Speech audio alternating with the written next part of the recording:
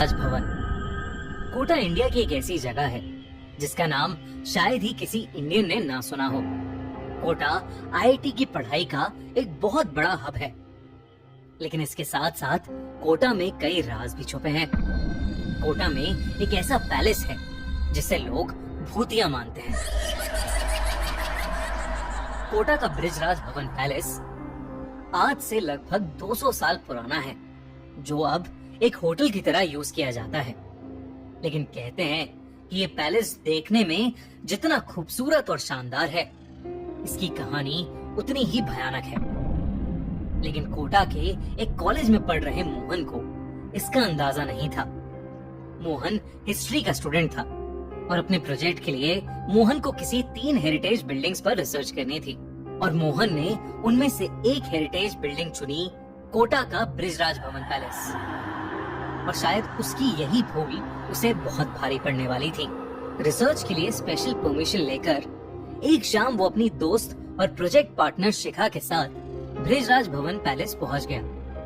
वैसे तो मोहन के कोटा में रहने वाले एक दोस्त ने उसे बताया था कि ब्रिजराज भवन पैलेस हॉन्टेड माना जाता है और उन्हें रात होने से पहले वहां से निकल जाना चाहिए। लेकिन मोहन इन सब चीजों में नहीं मानता था। जब मोहन और शिखा वहां पहुंचे तो वो पैलेस बिल्कुल बाकी पैलेसेस की तरह नॉर्मल लग रहा था। पत्थर से बनी हुई दीवारें, बड़े बड़े गार्डन्स और खूबसूरत नक्काशी। मोहन और शिखा पैलेस की रिसर्च में इतना बिजी हो गए कि रात कब हुई उन्हें पता ही नहीं चला। वो दोनों पैलेस से बस जाने ही वाले थे कि मोहन को पैलेस के एक कमरे के सामने से गुजरते हुए एक बहुत ठंडी हवा का झोंका महसूस हुआ। वो वहीं रुक गया और उस कमरे के बंद दरवाजे की तरफ देखने लगा। मोहन को अचानक ऐसा लगा कि जैसे कोई उस कमरे के अंदर बैठकर रो रहा है। मोहन शिखा की तरफ मुड़ा, पर शिखा वहां नहीं थी। उसके साथ चलते चलते अचानक से शिखा कहीं गायब हो गई थी। उधर अंदर से आ रही रोने की आवाज एकदम से तेज होने लगी। मोहन को अब हल्की हल्की घबराहट शुरू हो गई थी। वो शिखा को पुकारने लगा। उसकी आवाज पूरे पैलेस में मानो गूंज रही थी, लेकिन शिखा का कोई नामो निशान ही नहीं था। और उस कमरे से आ रही रोने की आवाज और तेज हो गई। मोहन को ऐसा लग रहा था कि कोई आदमी दर्द में गुर्रा रहा है और जोर जोर से रो रहा है। मोहन कांपते हुए दरवाजे के पास गया और उसने अपना कान दरवाजे पर लगा दिया। लेकिन तभी एकदम से वो रोने की आवाज बंद हो गई। उस कमरे के दरवाजे पर ताला लगा था, तो मोहन दरवाजे पर लगी खिड़की से अंदर झांकने लगा, लेकिन अंदर उसे कोई इंसान नहीं दिख रहा था। वो वहां से जा ही रहा था कि अचानक वो बंद दरवाजा अपने आप खुल गया। मोहन को कुछ समझ नहीं आया कि अभी जिस दरवाजे पर ताला लगा था वो अपने आप अचानक कैसे खुल गया।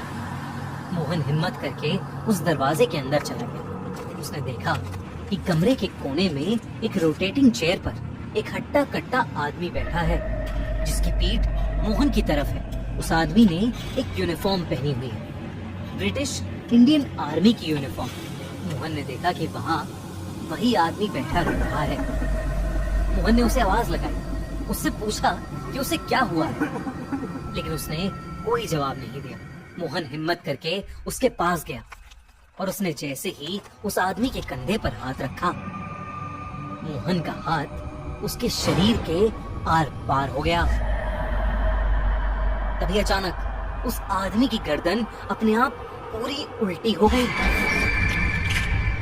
उसकी एक आंख फूटी हुई थी और दूसरी आंख बिल्कुल सफेद थी। ऐसा लग रहा था कि उसका पूरा चेहरा सड़ चुका है। वो अचानक रोते रोते रुक गया और इंग्लिश में अजीब अजीब सी कमांड्स देने लगा, और फिर उसके तुरंत बाद एक अजीब ढंग से हंसने लगा। ये सब देखकर मोहन बहुत ज्यादा डर गया। वो सीधा दरवाजे की तरफ भागा, पर दरवाजा बंद हो चुका था। मोहन उसे खोलने की बहुत कोशिश कर रहा था, लेकिन वो दरवाजा खुल ही नहीं रहा था। तभी मोहन ने देखा कि वो भयानक आदमी उसके ठीक सामने खड़ा था और उसके हाथ में राइफल थी, जिसे उसने मोहन पर तान रखा था। कमरे की सारी लाइट्स अचानक फ्लिकर करने लगी। मोहन अब बिल्कुल सुन पड़ गया था। उसे लगा कि उसकी जिंदगी का आखिरी दिन नजदीक आ गया है। वो आदमी जोर से चिल्लाया और उसने अपनी राइफल चला दी। एक बहुत तेज आवाज हुई और मोहन चीख उठा। तभी अचानक मोहन को ऐसा लगा कि जैसे किसी ने उसका कंधा पकड़ा है और उसका नाम पुकार रहा है। उसने आंखें उठाकर देखा तो सामने शिखा बैठी थी। वो मोहन को होश में लाने की कोशिश कर रही थी। ये देखते ही मोहन एकदम हैरान रह गया। उसने आसपास नजर घुमाई तो सब वैसे का वैसा ही था। उस रूम पर ताला लगा था और अंदर कोई भी नहीं था। शिखा ने मोहन को बताया कि वो पिछले 15 मिनट से बिना कुछ बोले उस कमरे की तरफ देखे जा रहा था और फिर अचानक चीख के नीचे गिर गया। मोहन को पहले तो कुछ समझ नहीं आया कि उसके साथ अभी क्या हुआ था और शिखा उसे क्या बता रही है। उसे कुछ देर के लिए लगने लगा कि शायद वो हेलुसिनेट कर रहा था, लेकिन फिर बाद में शिखा ने जो उसे बताया उसे सुनकर मोहन के पैरों तले जमीन खिसक गई। शिखा ने बोला कि जिस कमरे के बाहर मोहन जमकर खड़ा हो गया था, उस कमरे के अंदर कोई अंग्रेज आदमी यूनिफॉर्म पहने खड़ा था। उस आदमी ने अजीब सी पुराने जमाने की ब्रिटिश इंडियन आर्मी की यूनिफॉर्म पहनी हुई थी। वो थोड़ी देर मोहन को दरवाजे के ऊपर लगी खिड़की से देखता रहा और फिर जब वो वापस अंदर चला गया तब मोहन अचानक चीखने लगा।